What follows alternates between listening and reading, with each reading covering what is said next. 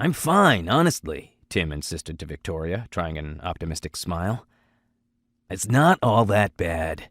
It could have turned out so much worse for me. He was stretched out on the narrow bed in his small Viennese apartment, and in my humble opinion, he looked as if a pack of hungry wolves had attacked him. His right leg was in plaster from the sole of his foot to his knee. His arm on the same side was in another cast from wrist to elbow. His face was covered in scratches, and there was a thick bandage on the left side of his neck.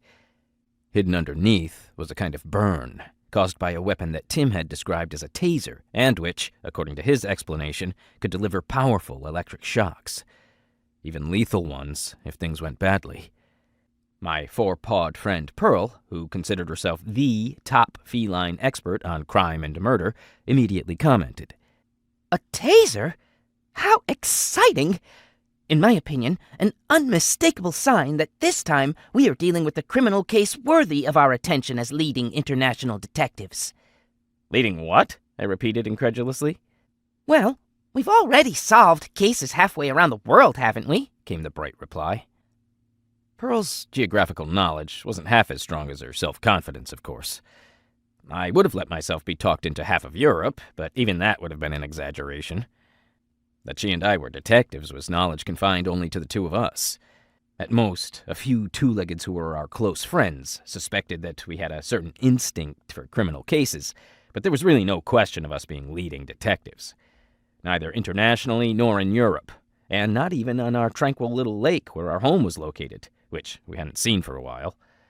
So, I might have described us as semi-nomadic sleuths on four paws, but what did I know? My canine ego was small potatoes compared to that of my cat friend.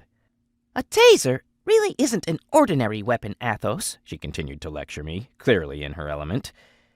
"An electric shock pistol." She let the words melt in her mouth like delicate morsels of salmon. "Isn't that what that supervillain used to kill his victims with? In that spy movie we watched last week? What was it called?" Her whiskers twitched with excitement. Or should I say, with pleasure? "No idea," I grumbled.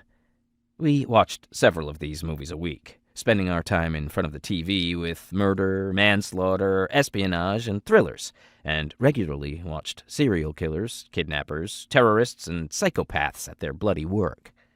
Advanced training for top detectives, as Pearl called it.